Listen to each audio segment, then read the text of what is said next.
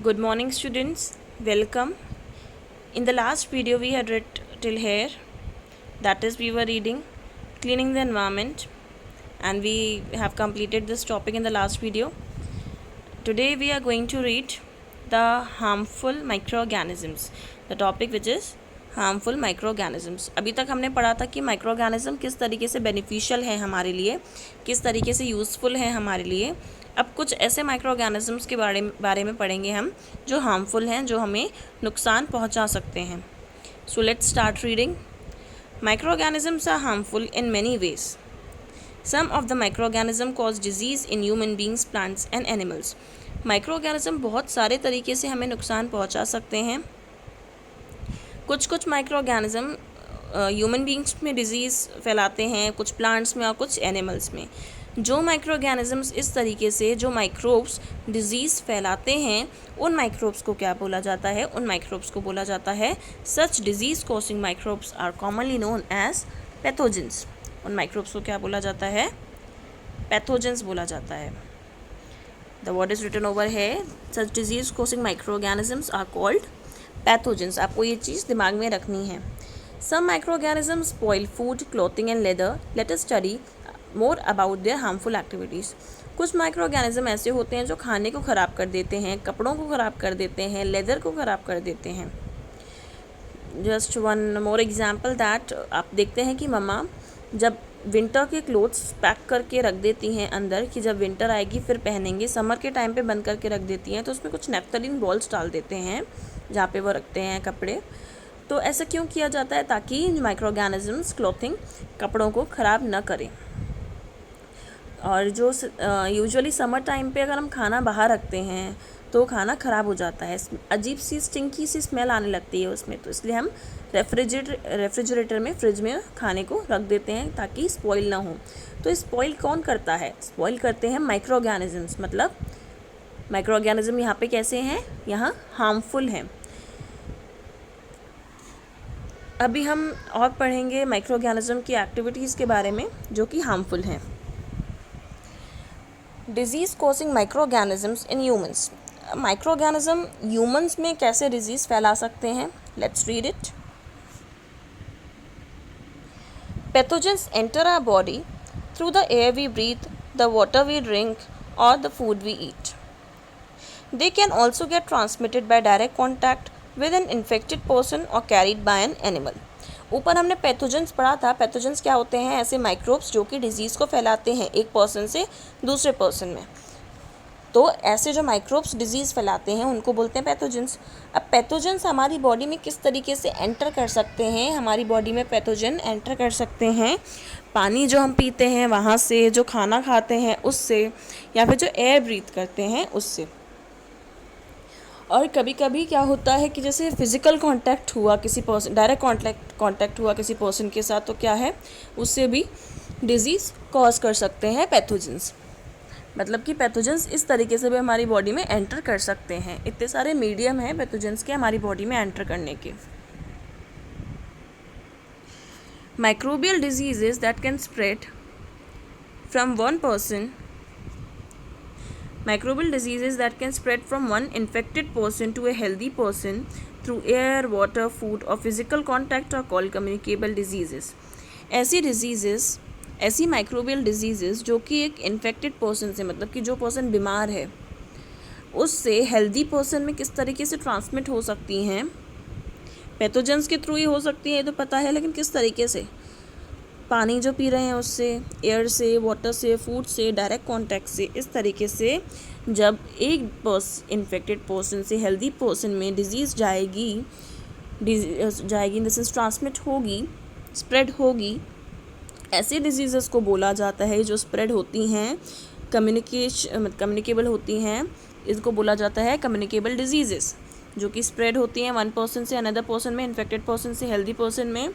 ये सारे मीडियम से, air, water, food, direct contact से, इन ऐसी डिजीज़ को बोला जाता है communicable disease. Example of such diseases include cholera, common cold, chicken pox and tuberculosis. ऐसी डिजीज़ के एग्जाम्पल क्या हैं? ये आपको लर्न होने चाहिए.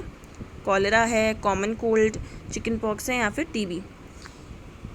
फॉर एग्ज़ाम्पल कभी नॉर्मल कफ एंड कोल्ड हो जाता है। तो ऐसा होता है ना, हम छींकते भी हैं तो हम अपने माउथ और नोज़ पे हैंडकरचीफ लगाते हैं, हैंकी लगाते हैं ताकि हमारे वाटर ड्रॉपलेट्स बाहर ना गिरें। ऐसा क्यों होता है? ताकि जो हम, जैसे सपोज़ हम बीमार हैं, सपोज़ मैं बीमार हूँ, मैं अगर ऐसे छींकूँगी, सामने मेरे कोई पर्सन खड़ा हुआ है, वाटर ड्रॉपलेट्स उस तक जाएंगे तो वो बीमार हो सकता है। और ऐसा चिकन पॉक्स जिन्हें होता है वो भी बहुत कम्युनिकेबल होता है। क्या होता है उसमें कि तभी बोला जाता है चिकन पॉक्स के टाइम पे कि हमें घर पे ही रहना चाहिए, ज़्यादा किसी से कांटेक्ट ना करें, क्योंकि ये भी क्या होता है, ट्रांसमिट होता है, स्प्रेड हो सकता है इन्फेक्टेड पर्सन से हेल्दी पर्सन में। टीबी भी बिल्कुल साफ मना करते हैं कि बिल्कुल डिस्टेंस रखना है हमें दूसरे पर्सन से, ताकि वन पर्सन से अनदर पर्सन पे टीबी स्प्रेड ना हो। Now let's read the next paragraph. When a person suffering from common cold sneezes, fine droplets of moisture carrying thousands of viruses are spread in the air.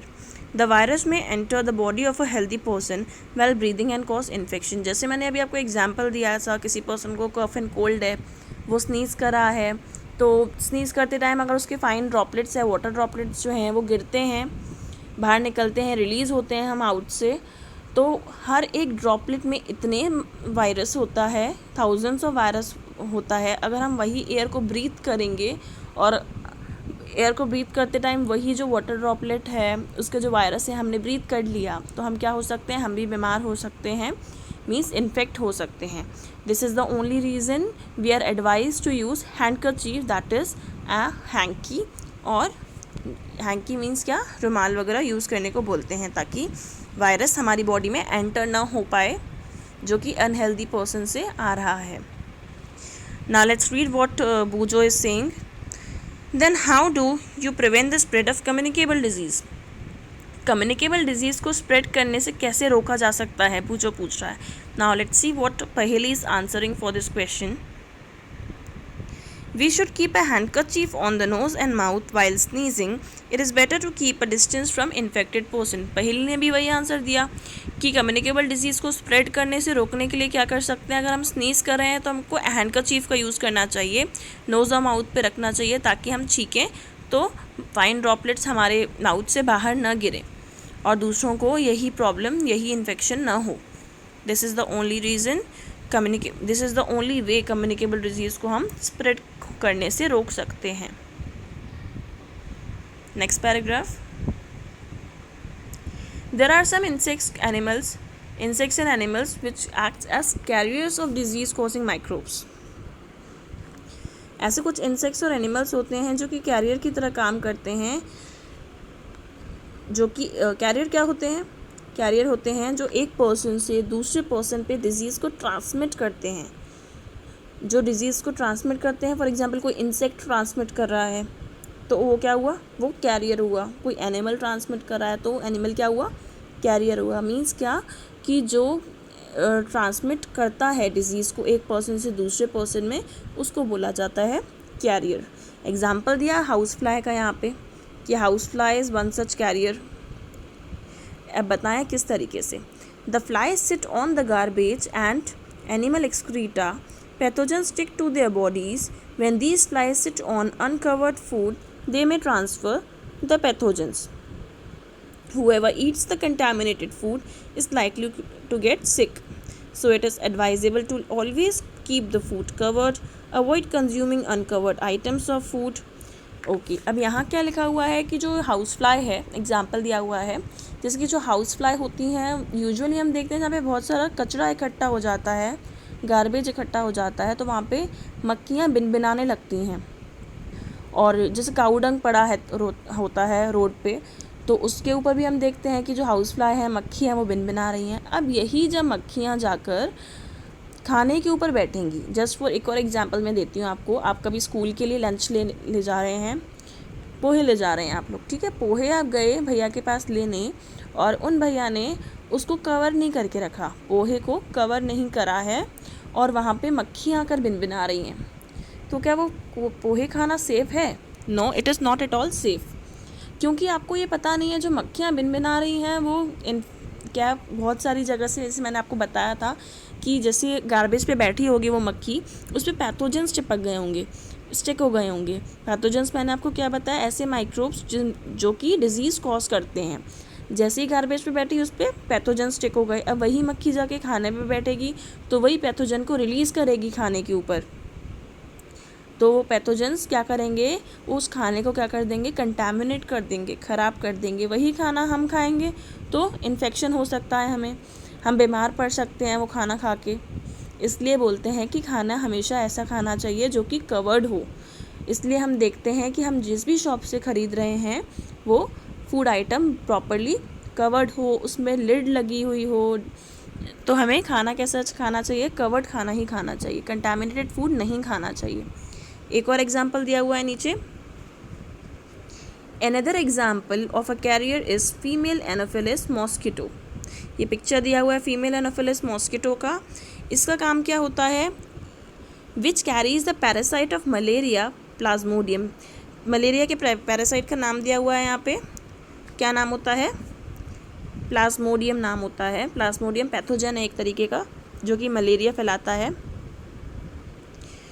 तो क्या होता है ये जो female Anopheles, ये जो चीज़ पता है हमको, मलेरिया किससे कॉज होता है, मलेरिया कौन कॉज करते हैं, मॉस्किटोज कॉज करते हैं। मलेरिया किससे होता है, मॉस्किटोज से कॉज होता है। तो कौन सा वाला ये जो लिखा हुआ है पैरासाइट है प्लाज्मोडियम मलेरिया का, जो कि कॉज करता है, मतलब मॉस्किटो के थ्रू हमारी बॉडी में कॉज करता है मलेरिया, जो कि काफ़ी डेंजरस होता है। Female aedes mosquito acts as carrier of dengue virus. तो ये चीज़ हमको याद रखनी है, female anopheles mosquito malaria cause करता है।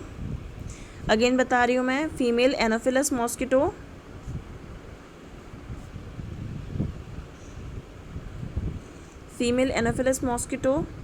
मलेरिया कॉज करता है। Female aedes mosquito dengue virus carry करता है। How can we control the spread of malaria और डेंगू। अब हम डेंगू और मलेरिया को स्प्रेड होने से किस तरीके से रोक सकते हैं। Now see what's Paheli saying, why does the teacher keep telling us not to let water collect anywhere in the neighbourhood. तो पहेली हमसे बोलती है, पहेली बोल रही हैं कि हमारी टीचर हमसे अक्सर बोलती हैं कि ये चीज़ हमें देखना चाहिए कि पानी कहीं भी इकट्ठा जमा ना हो जाए। ऐसा क्यों, क्योंकि उस पर बहुत सारे मच्छर, मक्खी, ये सब क्या होते हैं, बहुत सारे तरीके के इंसेक्ट्स उस पर ब्रीड करते हैं और मीन्स क्या होते हैं, भिनभिनाने लगते हैं। एक और चीज़, ऊपर वाला क्वेश्चन दिमाग में रखिएगा जो लिखा हुआ था कि स्प्रेड ऑफ मलेरिया डेंगू को कैसे रोका जा सकता है। ऊपर का जितना भी हम लोगों ने पढ़ा ऐसे समझ में आ गया था कि हमको खाना अनकवर्ड नहीं खाना चाहिए। अब यहाँ पे एक और चीज़ है पानी के बारे में। जब पानी इकट्ठा हो जाता है, एक्यूमुलेट हो जाता है एक प्लेस पे, रोड पे, यूजुअली रेनी सीजन में देखते हैं बारिश पड़ती है, गड्ढों में पानी जमा हो जाता है, घरों के बाहर जमा हो जाता है, फिर मच्छर घूमने लगते हैं उस पर। तो क्या होता है, ज़्यादातर बीमार लोग कब पड़ते हैं, रेनी सीजन में ही पड़ते हैं। ऐसा क्यों होता है, let's understand. All mosquitoes breed in water. सारे मॉस्किटोज किस पे ब्रीड करते हैं, पानी पे। Hence, one should not let water collect anywhere in coolers, tires, flower pot, etc. By keeping the surrounding clean and dry, we can prevent mosquitoes from breeding. Try to make a list of measures which help to avoid the spread of malaria. अब अगर malaria किससे spread होता है, mosquito spread करते हैं। अगर हम ऐसे ही सोर्स ही हटा दें जहाँ पे मॉस्किटो स्प्रेड होते हैं तो मलेरिया कॉज भी नहीं होगा। तो इस यहाँ पे क्या लिखा हुआ है कि मॉस्किटोज़ कहाँ पे ब्रीड करते हैं, ज़्यादातर मॉस्किटोज़ ब्रीड करते हैं पानी के ऊपर। जब पानी इकट्ठा हो जाता है वहाँ पे मॉस्किटोज़ ब्रीड करते हैं। उसके बाद जैसे कि कहाँ कहाँ इकट्ठा हो सकता है, टायर्स के अंदर हो सकता है, जो कूलर लगते हैं, जो कूलर हम लोग घर में यूज़ करते हैं ठंडी हवा के लिए, तो वहाँ पे अगर हम रख देते हैं पानी, वहाँ पे इकट्ठा हो सकता है। फ्लावर पॉट में इकट्ठा हो सकता है। ऐसे बहुत सारी प्लेसेस हैं जहाँ पे इकट्ठा हो सकता है। तो मॉस्किटोज़ वहाँ पे ब्रीड करने लगते हैं।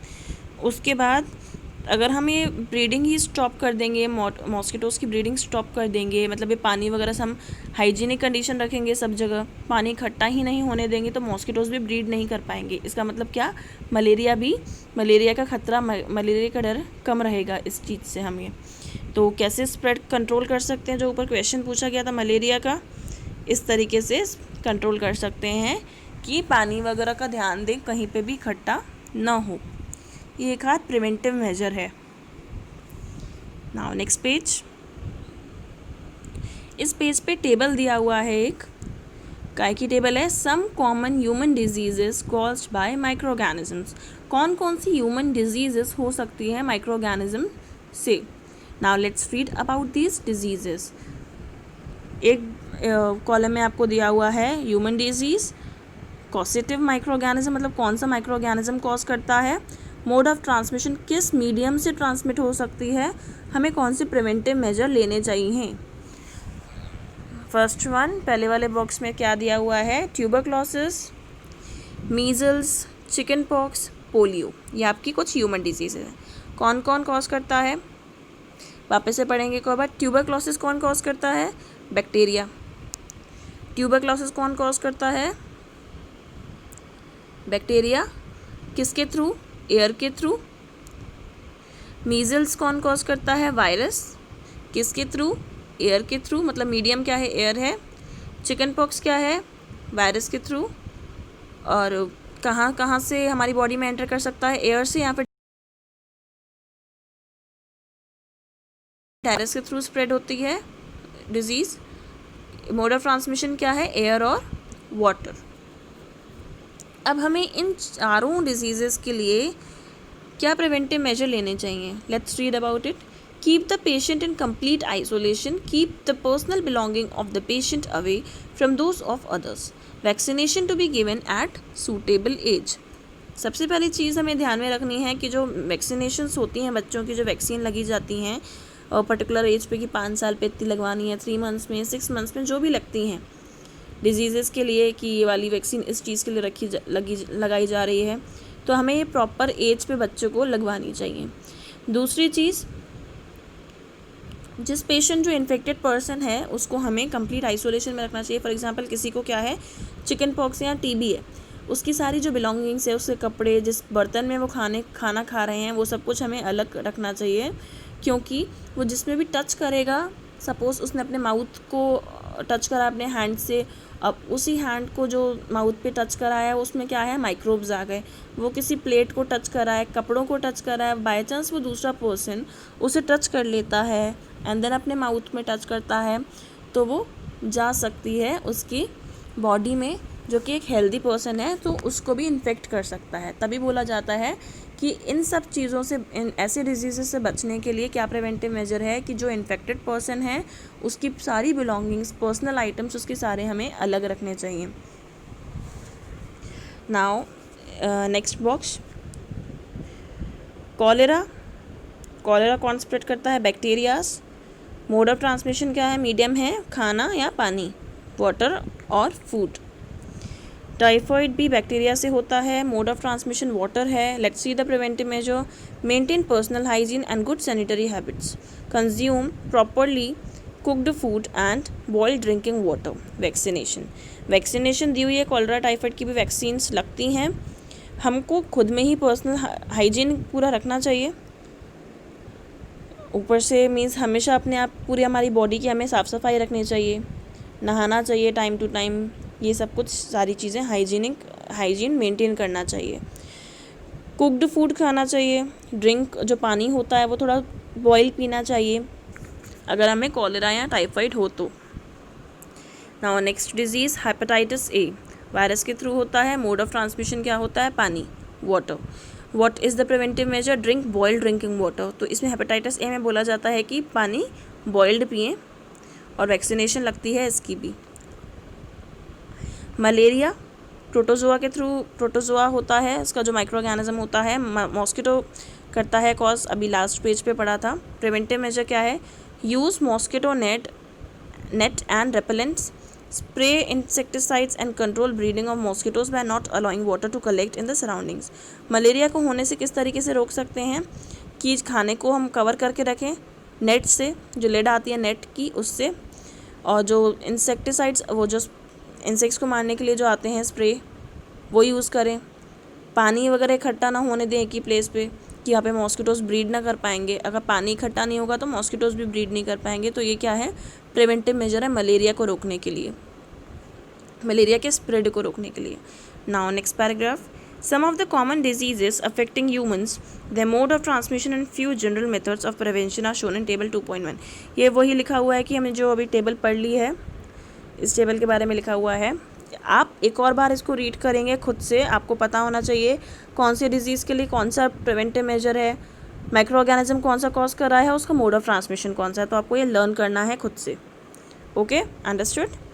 Now that's it for today. I hope that you have understood today's concept. Read it once more at your home. Thank you.